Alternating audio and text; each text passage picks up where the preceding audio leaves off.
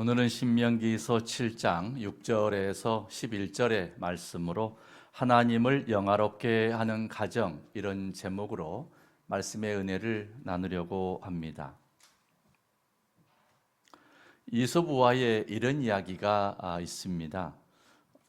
어느 날 주인이 이솝에게 동네 목욕탕에 가서 사람이 많은지 적은지 살펴보고 오라고 합니다. 이솝은 한참 후에 오더니 주인님, 목욕탕에 한 사람뿐입니다. 그래서 주인이 목욕탕에 갔더니 사람들이 바글바글합니다. 집에 돌아와 이솝에게 화를 냅니다. 이때 이솝이 이런 말을 했다고 하지요. 주인님, 제가 목욕탕 입구에서 한참을 지켜보는데 목욕탕 입구에 큰 돌이 있어서 여러 사람이 걸려 넘어지곤 하는데 아무도 치우지 않고 그냥 들어갔습니다. 그런데 한 사람만 그 돌을 보고 한쪽으로 치우고 들어갔습니다. 그러니 목욕탕에 사람다운 사람은 한 사람뿐입니다. 이 말을 들은 주인은 웃으면서 그래, 내 말이 맞다. 사람다운 사람은 한 명뿐이구나. 이런 이야기입니다. 오늘 종교개혁 507주년을 맞아서 하나님께서는 하나님을 경외하는 한 사람, 사람다운 한 사람을 찾으십니다. 하나님을 경외하는 한 사람, 사람다운 한 사람만 있으면 가정이 살고 교회가 살고 나라와 민족이 살기 때문입니다. 오늘 본문은 120세 된 모세가 출애굽 2세대에게 마지막 당부하는 권면의 말씀입니다. 모세는 80 나이에 호렙산 떨기나무 불꽃 가운데에서 소명을 받습니다. 이스라엘 백성을 애굽에서 인도하여 냅니다. 그런데 출애굽 1세대가 하나님의 인도하심을 신뢰하지 않았고 불신앙하고 불순종함으로 결국 출애굽 1세대는 광야에서 다 죽게 됩니다. 이제 모세의 후계자가 된 여호수아를 지도자로 삼아서 출애굽 2세대가 가나안 땅에 들어가야 합니다. 오늘 말씀은 바로 모세가 출애굽 2세대에게 권면하고 당부하는 말씀입니다. 모세는 이들에게 말씀하기를 너희가 가나안 땅에 들어가게 된 것은 너희가 큰 민족이어서 하나님이 쓰시는 것이 아니다. 오직 너희 조상과 맺은 그 언약으로 말미암아 얻어진 축복을 너희들이 받는 것이다. 이 말씀을 하고 있습니다. 우리 같이 8절의 상반절 함께 봉독하시죠. 여호와께서 다만 너희를 사랑하심으로 말미암아 또는 너희의 조상들에게 하신 맹세를 지키려 하심으로 말미암아 자기의 권능의 손으로 너희를 인도하여 내시되 아멘. 이들의 조상이 누구입니까? 아브라함이죠. 아브라함으로 시작해서 이삭과 야곱으로 야곱의 12아들이 12지파를 이루게 되지 않습니까? 하나님을 경외하고 순종한 아브라함의 믿음을 보시고 그의 후손들을 축복하신다라는 말씀입니다. 여호와를 경외하는 사람다운 사람 아브라함, 한 사람의 믿음을 보시고 그의 가정을 축복하시고 후에는 아브라함과의 약속대로 민족을 이룬 그의 자손을 축복해 주십니다. 우리는 한 사람이 무슨 힘이 있는가? 한 사람보다는 수백 명, 수천 명, 수만 명이 더 힘이 있다라고 생각합니다. 맞는 말이죠. 그런데 창세기 18장에서 하나님께서 아브라함의 중보 기도를 들으시고 소돔과 고모라 성에 의인 10명만 있어도 그 성을 멸하지 않겠다 이렇게 말씀하시잖아요. 수백 수천 명이 아니에요. 수만 수백만 명이 아닙니다. 의인 10명만 있어도 멸망시키지 않겠다 이렇게 말씀하십니다. 사람다운 사람, 그 의인 10명의 힘이 이렇게도 놀랍습니다. 더 놀라운 것은 하나님께서 에레미야 선지자를 통해서 멸망에 가는 남유다의 수도 예루살렘에 선포하시는 말씀입니다. 에레미야 5장 1절 함께 봉독하시죠. 예루살렘 성에 만일 정의를 행하며 진리를 구하는 자를 한 사람이라도 찾으면 내가 이 성을 용서하리라. 아멘. 참으로 놀라운 말씀입니다. 정의를 행하며 진리를 구하는 한 사람, 사람다운 사람 한 사람만 있어도 예루살렘 성을 멸망시키지 않겠다. 이렇게 말씀하십니다. 우리는 한 사람, 10사람보다는 수백 명, 수천 명, 수만 명이 더 크고 힘이 세다고 생각합니다. 이성적으로 당연한 거죠. 그러나 하나님께서는 하나님 없는 수천만 명, 수백만 명이라 할지라도 하나님의 손길 앞에는 아무것도 아니라 하는 것입니다. 하나님의 손은 천지를 창조하신 능력의 손이요 전능하신 손이기 때문입니다. 이러한 하나님의 손에 의인 한 사람만, 사람다운 사람 한 사람만 붙들려도 소돔과 고모라 성이 살아나고 예루살렘 성이 살아날 것이라는 말씀입니다. 이 시간 여러분 한 분 한 분이 하나님을 경외하고 하나님의 말씀을 믿고 순종하기로 결단함으로 하나님의 손에 붙들리는 성령의 역사가 있으시기를 주의 이름으로 축원합니다. 오늘 본문 말씀에서 모세는 출애굽 2세대에게 하나님은 어떤 분이신지 말씀합니다. 하나님은 신실하신 분인데 하나님의 말씀에 순종하는 자는 천대까지 인애를 베풀고 불순종하는 자에게는 멸망으로 보응하신다라는 말씀입니다. 그런데 이렇게 민족을 향한 말씀에서 오늘 본문의 설명을 보면은 너희의 가정에서 자녀를 혼인시킬 때 하나님을 섬기지 않는 가나안 이방 족속과 혼인시키지 말아라. 이런 말씀이 나오거든요. 하나님을 경외하는 민족의 신앙에 있어서 오히려 하나님은 가정의 신앙을 먼저 강조하고 계십니다. 여러분의 자녀들이 모두 예수님을 잘 믿고 하나님을 경외하고 나아가 믿음의 가정을 이루시기를 축원합니다. 연세 드신 권사님들 가운데 믿지 않은 집안으로 시집 오신 분들이 그런 말씀들 하십니다. 목사님, 제가 안 믿는 집안에 시집 와서 고생 참 많았습니다. 그런데 지금은 다 예수 영접하고 예수 믿는 집안이 되었습니다. 그리고 이분들이 간증 속에서 하시는 말씀이 뭐냐? 할 수만 있으면 서로 믿는 사람끼리 결혼하는 것이 참 좋을 것 같습니다. 공감되는 말씀이죠. 자녀들이 믿음의 가정을 이루도록 기도 많이 해주시기를 바랍니다. 그러나 오늘날 자녀들이 결혼마저 하지 않으려 하잖아요. 그러므로 자녀들이 결혼할 때 신앙이 다르다고 무조건 반대만 할 수도 없는 것입니다. 오히려 믿음으로 살아가도록 권면해 주시고 장차 믿음의 가정을 꼭 이루어야 한다. 이렇게 기도 많이 해주시는 여러분 되시기 바랍니다. 오늘 본문에서 모세는 이스라엘 민족에게 하나님을 경외하라 이걸 강조하면서 믿음의 가정을 말씀합니다. 민족을 이야기하면서 정작 가정을 강조하고 있는 것입니다.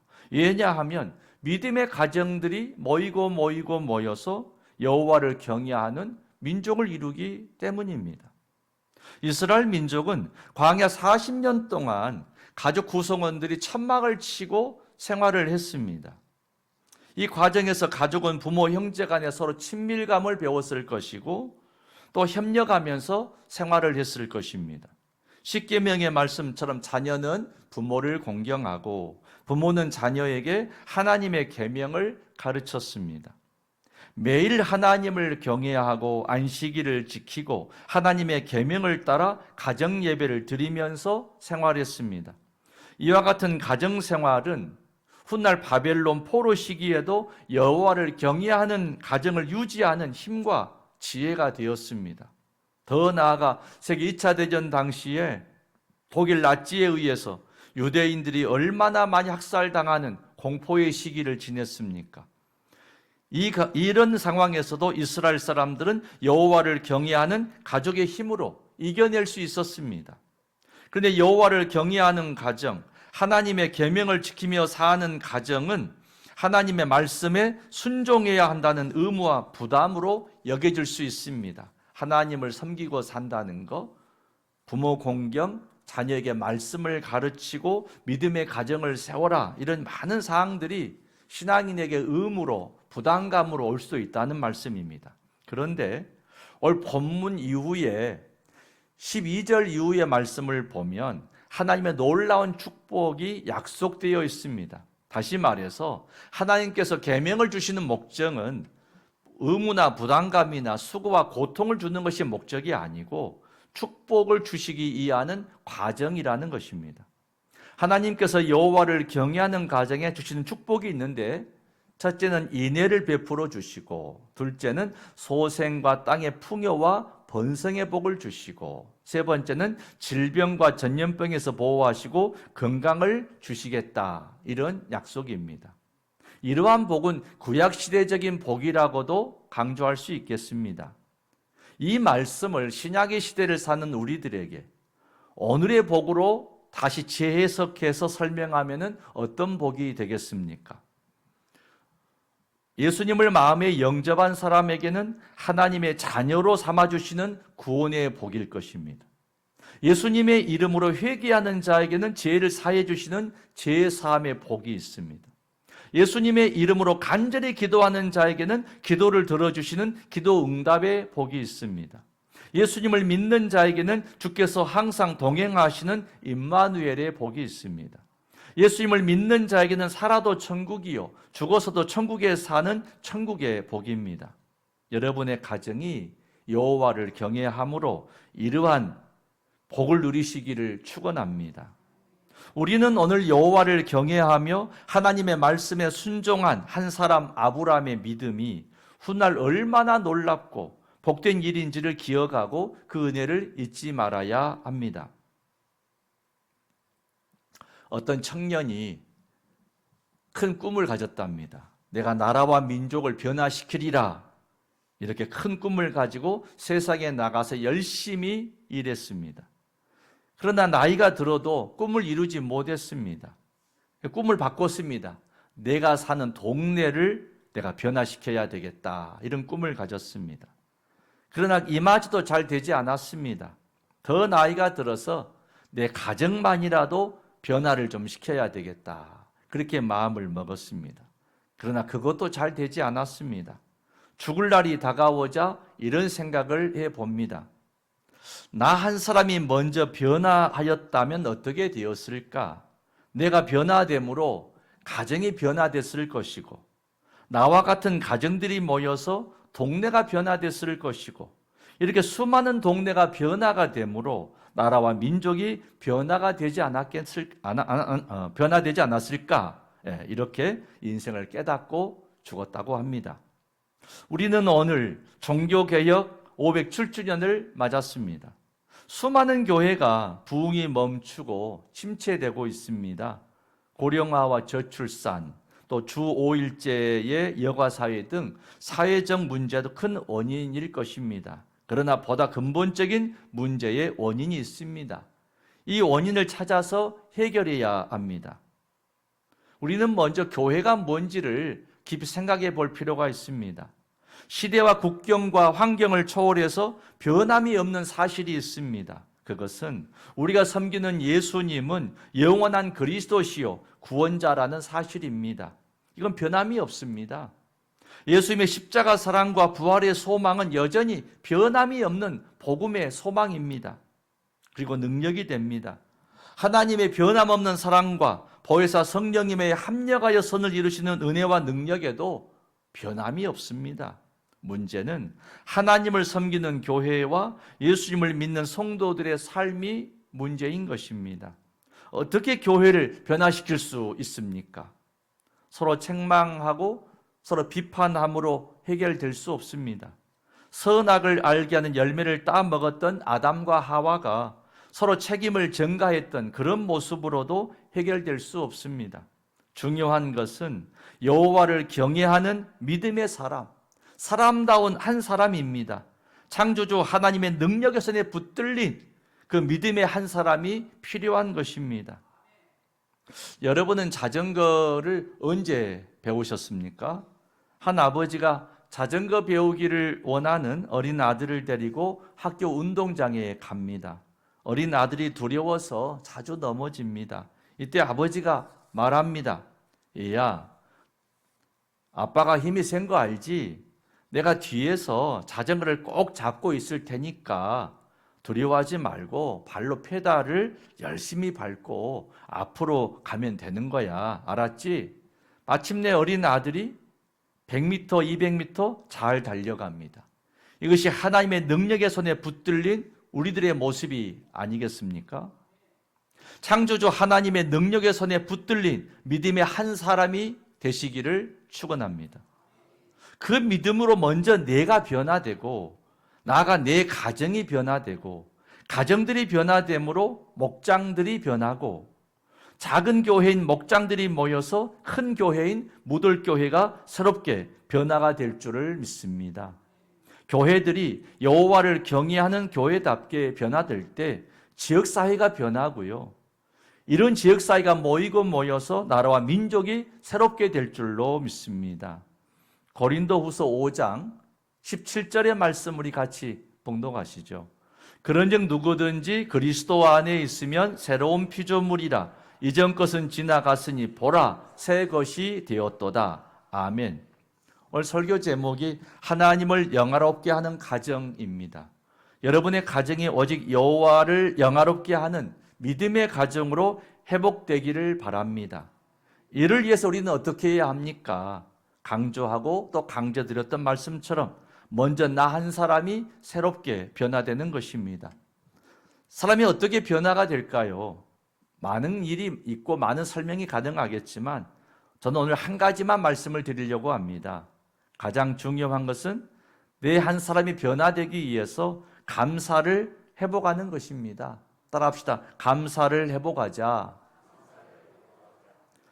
감사는 한자로 아시는 대로 느낄 감자에 살해할 사자이지 않습니까? 고마움을 나타내는 인사를 의미합니다.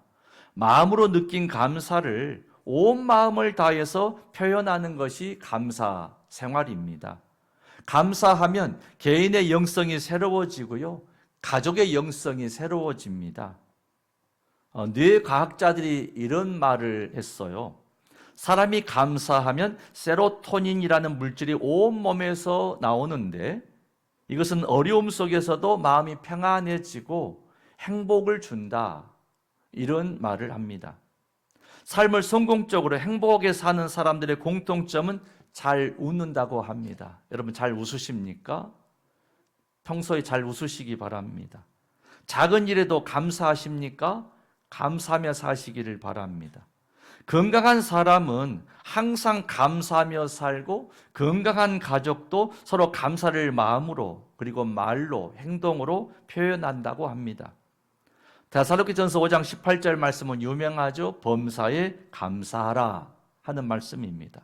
이것이 하나님의 뜻이고 성령 안에서 사는 생활이라고 강조합니다. 범사에 감사하며 사는 생활이 하나님의 뜻이라면 여호와를 경외하는 사람은 범사에 감사가 생활이 된 사람입니다.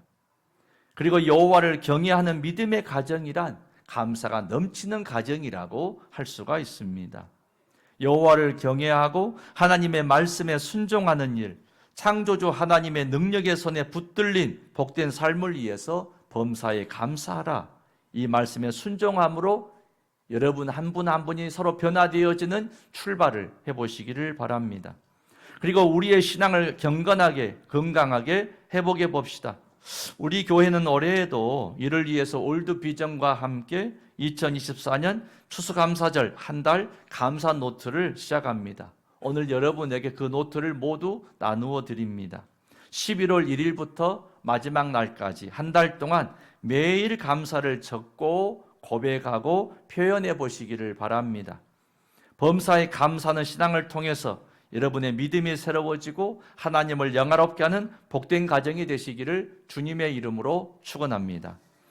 할렐루야. 은혜로우신 아버지 하나님, 하나님을 영화롭게 하는 가정을 이루므로 가정들이 모여서 목장들이 변화되고 목장들이 모여서 교회가 변화되고 교회들이 모여서 지역사회를 변화시키고 변화된 지역사회들이 모여서 나라와 민족을 변화시키는 놀라운 역사가 이 땅에 일어나게 하옵소서. 종교개혁 507주년을 맞이하여서 참으로 남으로부터 타다는 것이 아니라 나로부터 시작하여서 온 세상을 변화시키는 삶을 시작할 수 있게 하여 주시옵소서. 이를 위해서 많은 일들이 있겠지만 가장 중요한 한 가지, 범사에 감사함을 회복하게 하여 주시옵소서. 예수님 이름으로 기도 올리옵나이다. 아멘.